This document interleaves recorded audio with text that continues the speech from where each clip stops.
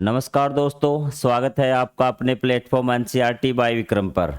हमने कल इस अध्याय का अध्याय नंबर 2 भारत की भौगोलिक विविधता, इसका कुछ हिस्सा हमने पहले पार्ट में पढ़ लिया था। यदि आप डायरेक्ट सेकंड पार्ट पे आए हैं तो आपसे रिक्वेस्ट है कि आप पहले प्लेलिस्ट वाले सेक्शन में जाइए और वहाँ पहला पार्ट देखिए।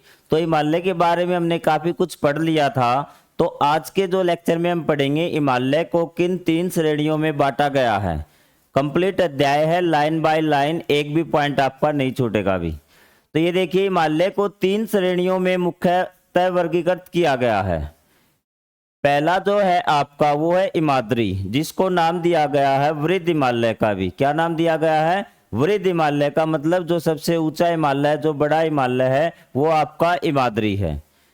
पर्वत श्रृंखला सर्वाधिक ऊंची है और सर्वाधिक विकट है। विकट मतलब बिल्कुल खड़ी है, एकदम खड़ी उसकी ढलान है भी। जहां माउंट एवरेस्ट और कंचनजंगा जैसी गगनचुंबी पर्वत शिखर स्थित है भी। कई बार आपके जनरल नॉलेज में सीधा क्वेश्चन पूछ लेता है कि आपकी जो ये माउंट एवरेस्ट है और जो कंचनजंगा है वो किस हिमालय की श्रेणी में आती, हिमालय की कौन सी श्रेणी में आती है? तो आपका आंसर होना चाहिए हिमाद्री या वृद्ध हिमालय, आपको ऑप्शन में दिया हुआ मिलेगा।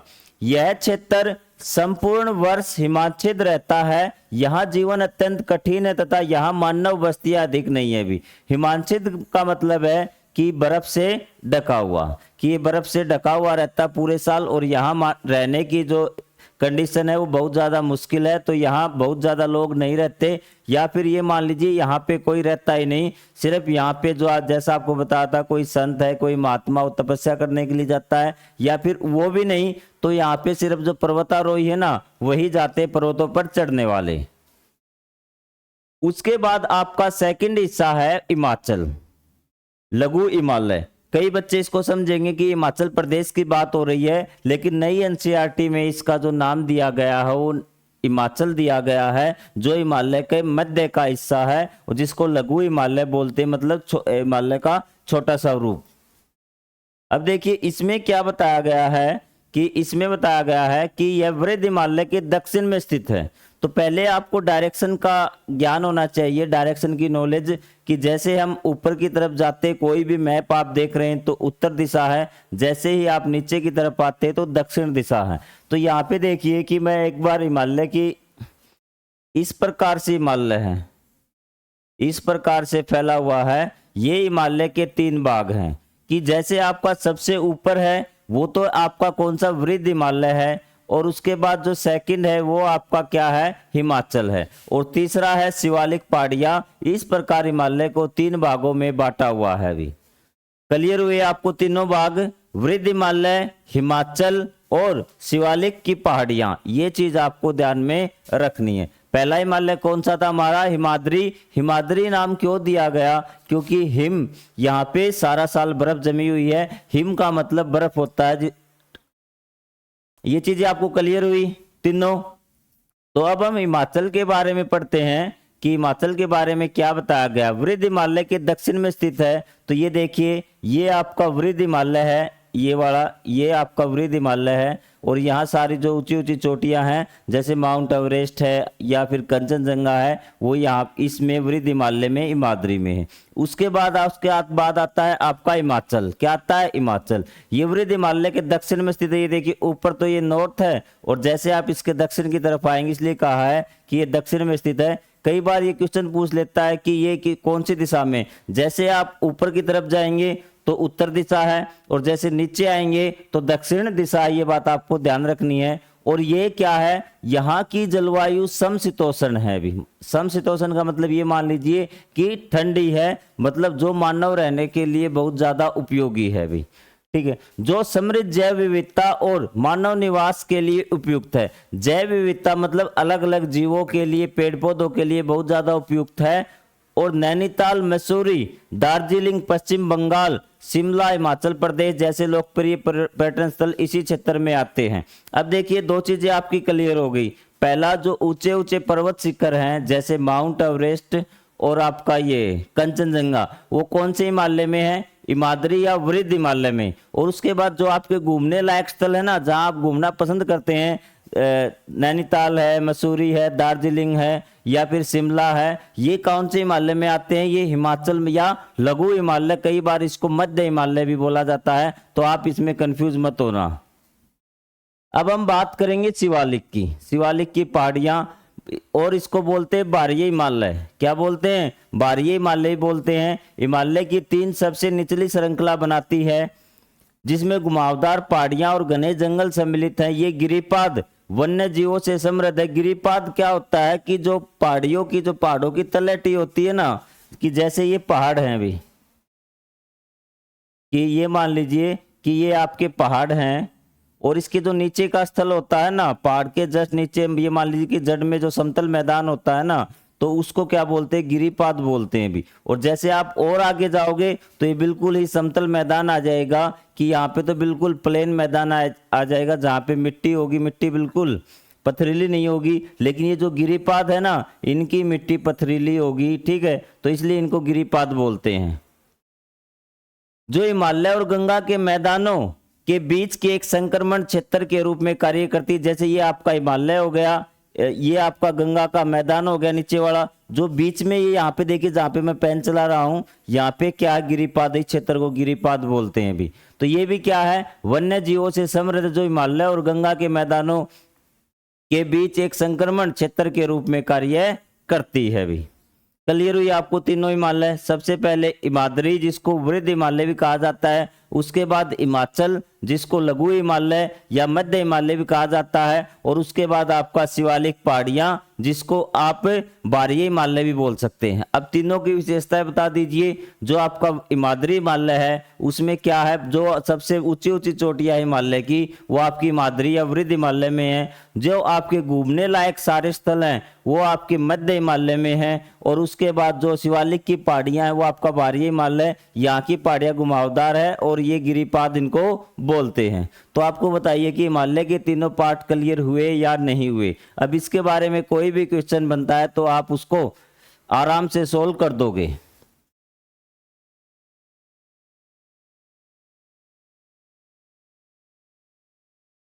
अब देखिए आगे आपका है कि पश्चिमी हिमालय क्षेत्र में पारंपरिक गृह निर्माण की पद्धति को, जो आपका पश्चिमी हिमालय क्षेत्र है ना, मतलब जो पश्चिम में हिमालय है, तो उसमें गृह निर्माण की पद्धति होती है भी। मतलब कि घर कैसे बनाए जाते हैं, जैसे आपकी राजपूताना शैली है, वेसर शैली है, अलग अलग प्रकार की शैली होती है घर बनाने की। तो इसको बोलते हैं काटकुनी भी। क्या बोलते हैं? काटकुनी अथवा दजी देवरी शैली के रूप में जाना जाता है। इसे स्थानीय रूप में उपलब्ध पत्थर और लकड़ी के संयोजन से बनाया जाता है, जो न केवल घर को गर्म रखता है बल्कि हल्के भूकंप से भी इसकी स्थिति से बचाता है। अब देखिए, जो इस प्रकार की पद्धति है, इसको क्या बोलते हैं? जैसा नाम दिया गया है, काटकुनी और दधी देवरी। कई बार क्वेश्चन ऐसे पूछ सकता है कि काटकुनी क्या है? तो ये एक मकान बनाने की, घर बनाने की पद्धति है, जिसका दूसरा नाम है दजी देवरी। तो इसमें घर किस चीज का बनाया जाता है? लकड़ी व यहाँ पे जो पत्थर मिलते हैं ना आसपास, उन पत्थरों से इस प्रकार का घर बनाया जाता है। जैसे आपके घर जो बनाया जाता होगा वो सीमेंट का या फिर पत्थर ईंट वगैरह यूज करके बनाया जाता होगा, लेकिन आपका जो पश्चिमी हिमालय है वहां पे इस प्रकार का घर बनाया जाता है। ये देखिए कि यहाँ पे देखिए आपको दिख रहा होगा, ये लकड़ियों से बनाया गया है। तो इस प्रकार जो घर बनाया जाता है उस शैली को क्या बोलते हैं? इसको बोलते हैं काटकुनी और दजी देवरी भी, दजी देवरी। तो आपको क्या ये चीजें क्लियर हुई? तो ये क्या है कि आपको एनसीईआरटी के जो फैक्ट हैं वो आपको लाइन बाय लाइन याद करने पड़ेंगे, क्योंकि एक नंबर आपको कई लाखों करोड़ों बच्चों से क्या कर देगा? पीछे भी कर सकता है और आगे भी कर सकता है। इसलिए मैं आपसे कह रहा हूं कि एनसीईआरटी को आप बिल्कुल लाइन बाय लाइन पढ़िए और उसमें कोई भी फैक्ट है अपनी नोटबुक में नोट कर लीजिए।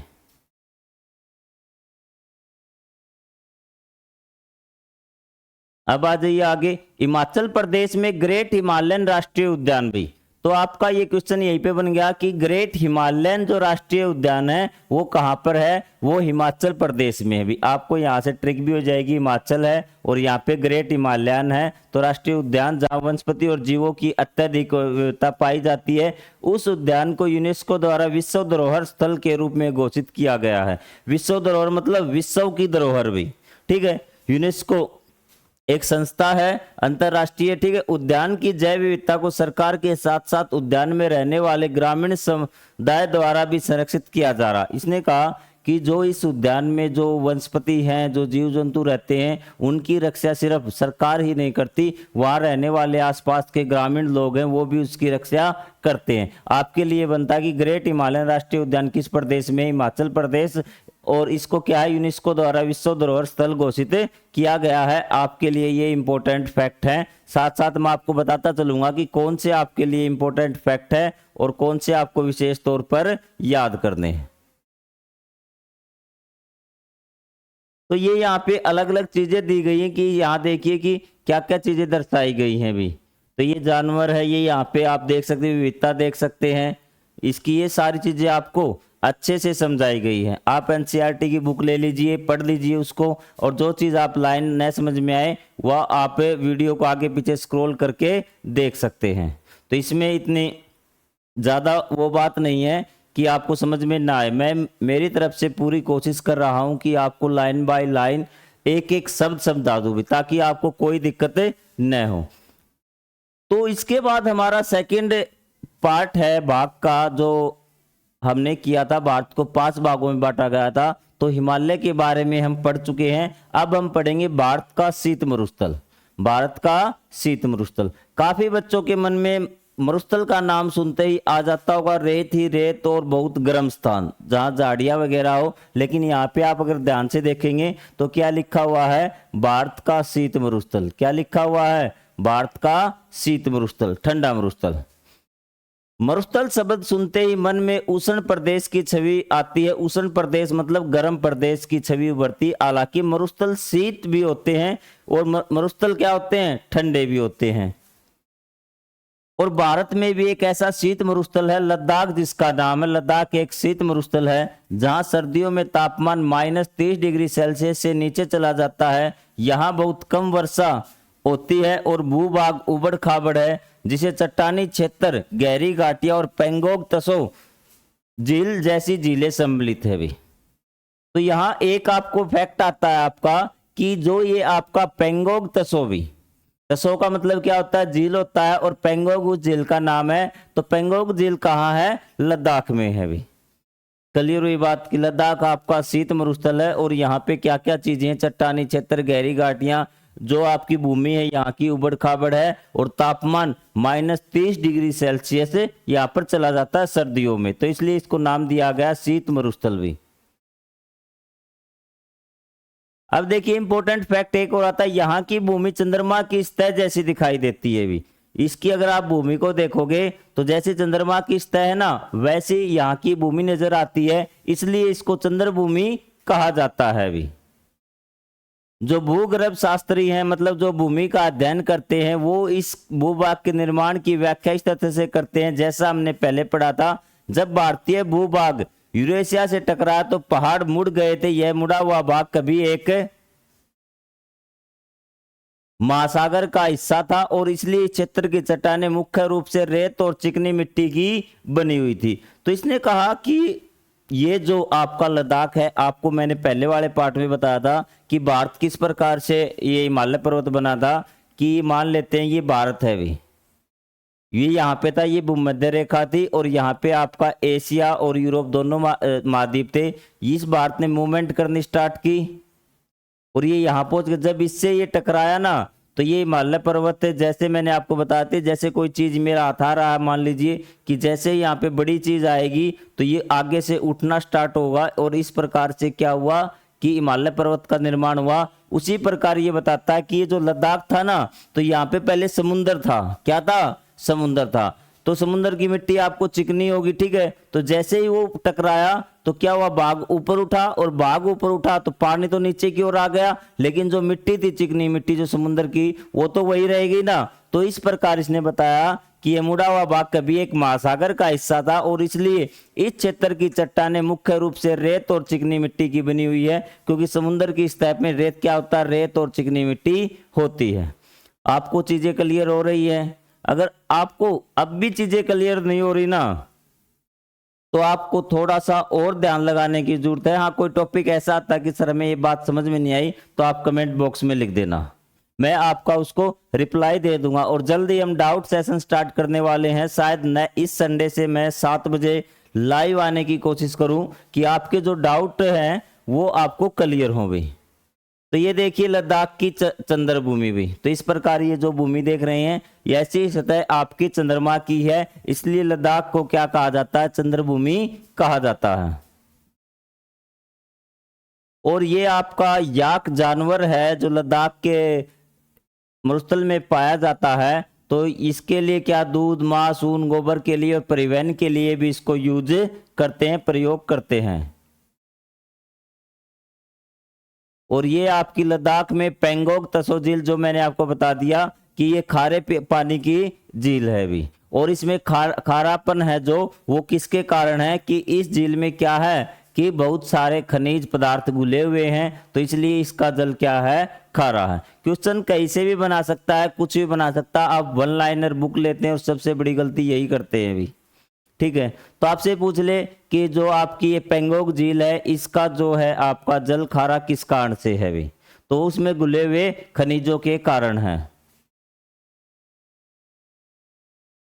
समय के साथ पवन और वर्षा ने पहाड़ों का पर्दन करके इसे जिस आकार में बदल दिया उसे आप चित्र में देख सकते हैं। इसने कहा कि जो पहाड़ थे उसने क्या किया कि इसके आकार को बदल दिया, और क्या आकार बदला आप देख सकते हैं कि इस प्रकार का आकार हो गया है। ये आकार भी, बारिश हुई, धीरे धीरे हवा चली, हवा में कण आते हैं धीरे धीरे। कई बार आप बाइक पे जाते हैं ना, तो जब आंधी चलती है या फिर आंधी में आप निकलते हैं ना, तो आपके छोटे छोटे कण आपके चेहरे पे टकराते हैं और आपको बहुत चुभन महसूस होती है। तो ये देखिए हजारों करोड़ों साल ये पर्वत ऐसे जब हवा चलती है तो कण इससे टकराते हैं, तो धीरे धीरे ये इस प्रकार की आकृति इनकी हो गई। कठिन परिस्थितियों में होते हुए भी लद्दाख के हिम तेंदुए, आइबेक्स और तिब्बती मृग जैसे आदित्य वन्य जीवों का घर है भी। तो इसने कहा कि यहाँ परिस्थितियां कठिन है, क्योंकि जैसा कि आपने पढ़ा -30 डिग्री टेम्परेचर है, तापमान है यहाँ पर। तो यहाँ होते फिर भी यहाँ पे हिम तेंदुए, आइबेक्स और तिब्बती मृग जैसे आदित्य वन्य जीवों का घर है। लद्दाखी लोग सादा जीवन जीते हैं। यह क्षेत्र अपने प्राचीन बौद्ध मठों तथा लोसर तथा हेमिस महोत्सव जैसे रंग बिरंगे त्योहारों के लिए प्रसिद्ध है भी। तब देखिए इसने क्या दे दिया कि और फैक्चुअल आया है आपके, लोसर और हेमिस जो त्योहार है वो कहाँ बनाए जाते हैं, लद्दाख में बनाए जाते हैं। तो ये चीजें आपको क्लियर हुई। और यहाँ पे एक जानवर आप याद कर लेना कि ये हिम तेंदुए, आपको पता है कि बर्फ में तो कहाँ, लद्दाख में, आपको याद हो जाएगा।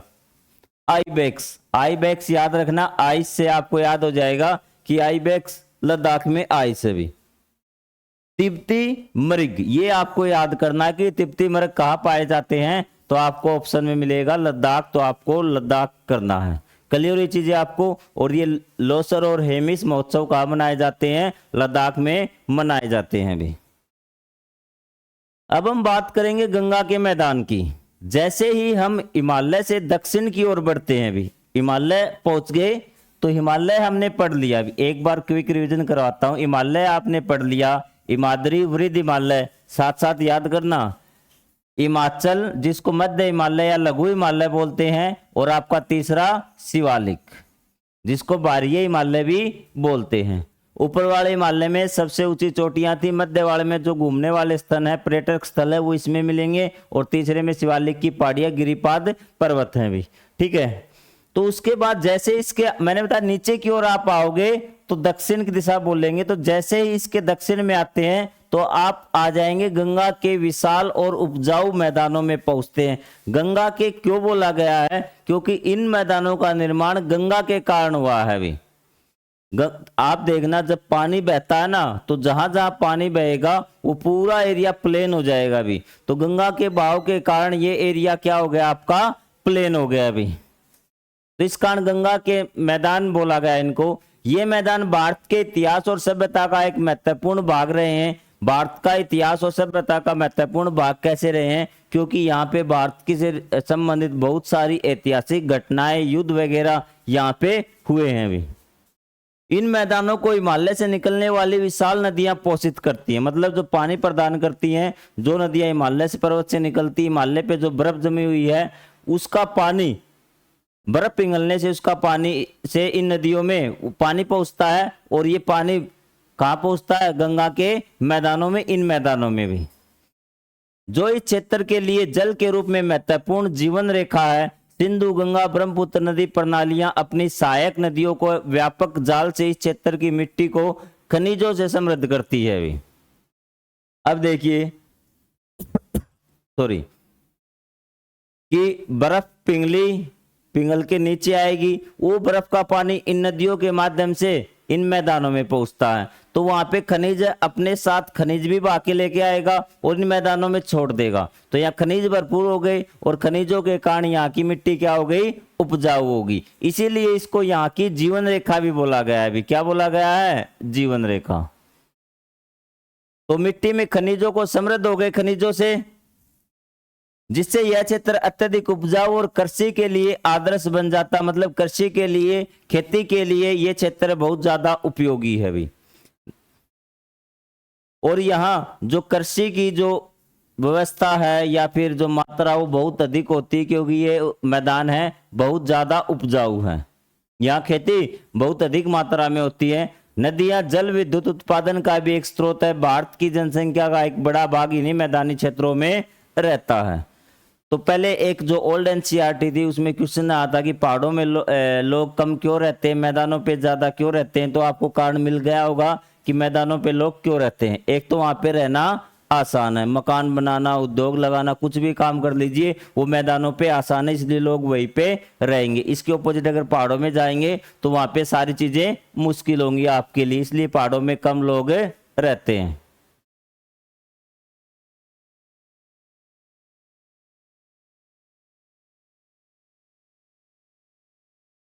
भारत के उत्तरी मैदानों की समतल भूमि में एक विस्तृत परिवहन तंत्र विकसित हुआ है अभी। तो इसने कहा कि जो आपकी ये समतल मैदान है ना, यहाँ पे एक बहुत अच्छा परिवहन तंत्र है। अभी तंत्र मतलब व्यवस्था होती है आपका, जो परिवहन की व्यवस्था ना, वो बहुत बढ़िया है। यहाँ रेल लाइनें हैं, यहाँ पे सड़क है, हाईवे हैं, ठीक है। सड़क और रेलवे तंत्र लंबी दूरी तक लोगों और माल की आवाजाही को सुविधाजनक बनाते हैं। जैसा कि आप अतीत के चित्रपट से संबंधित अध्याय में देखेंगे, गंगा, ब्रह्मपुत्र और अन्य नदियों का उपयोग यात्रा और व्यापार के लिए सहस्त्र शताब्दियों से किया जाता है। जैसा कि आप अतीत से जो आप हिस्ट्री जब पढ़ेंगे, इतिहास, तब आप उसमें पढ़ेंगे कि किस प्रकार से गंगा, यमुना और जो ये आपकी ब्रह्मपुत्र नदी है, इनका इस्तेमाल हम परिवहन के लिए भी करते थे, कि इनमें नाव लगाते थे, उस पर बैठ के हम एक स्थान से दूसरे स्थान तक जाते थे। तो ये देखिए कि ये परिवहन के काम भी आती है।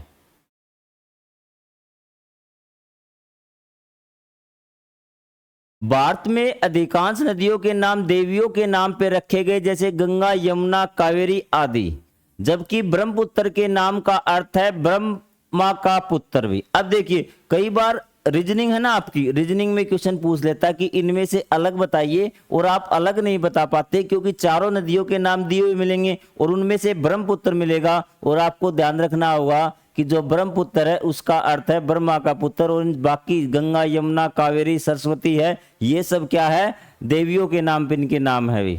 गर्मियों में सूखने की अपेक्षा इस नदी में जल की मात्रा बढ़ जाती है। क्या आप अनुमान लगा सकते हैं कि ऐसा क्यों होगा? भी जो आपकी ब्रह्मपुत्र नदी है, इसमें गर्मियों में जल की मात्रा कम होने की बजाय क्या होती है, इसमें बढ़ जाती है। ऐसा क्यों हो रहा है? अभी शायद आपको मेरे ऊपर थोड़े से फ्लिकर नजर आ रहे होंगे, तो बोर्ड आपको बिल्कुल साफ नजर आ रहा होगा, तो आप मेरे ऊपर से नजरें हटा के आप बोर्ड पे नजरें रखिए। भी थोड़ी सी टेक्निकल प्रॉब्लम है, अगले वीडियो में शायद इसको दूर करवा दें। बाकी आपको कोई दिक्कत नहीं हो रही होगी, मेरी आवाज आप तक बिल्कुल साफ पहुंच रही होगी।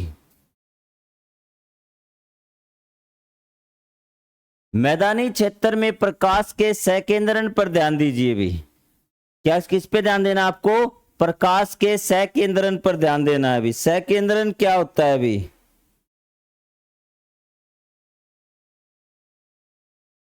जल्दी से बताइए कि सकेंद्रण क्या होता है? अभी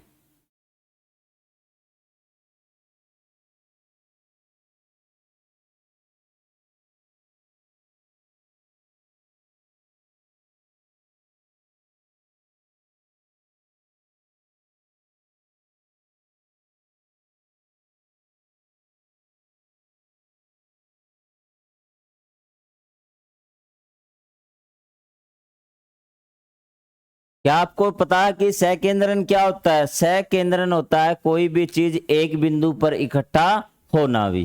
तो इस सकेंद्रन का क्या कारण हो सकता है, ये देखिए भी, आप देख लीजिए एक बार, गंगा के मैदान का उपग्रह द्वारा लिया गया चित्र भी। और ये आपको देखिए मध्य प्रदेश के बांधवगढ़ राष्ट्रीय उद्यान भी। ठीक है, ग्रेट हिमालयन राष्ट्रीय उद्यान कहां पर था? वो आपका हिमाचल प्रदेश में था। और बांधवगढ़ कहाँ है? मध्य प्रदेश में भी। और ये विलुप्त है, जो टाइगर प्रोजेक्ट टाइगर था उसमें क्या है, इन बाघों की रक्षा के लिए बनाया गया था भी।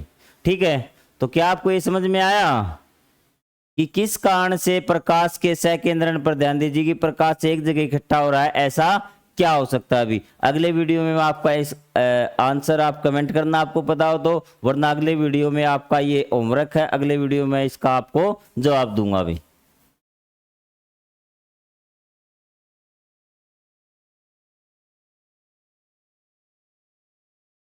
अब है विशाल भारतीय मरुस्थल या थार मरुस्थल भी। अब हमें पढ़ना है थार मरुस्थल के बारे में। तो 20 या 25 मिनट की क्लास आपके लिए काफी है, आप इतनी क्लास कर लीजिए, क्योंकि ज्यादा लंबी क्लास हो जाएगी तो आपको समझ में भी नहीं आएगा। अगर आपका कोई टॉपिक हो तो एक बार इसको फिर से रिवाइज कर लीजिए, ताकि आपको किसी प्रकार की कोई भी दिक्कत न हो। तो हम मिलेंगे अगले वीडियो में, तब तक के लिए जय हिंद, जय Bharat, thank you very much.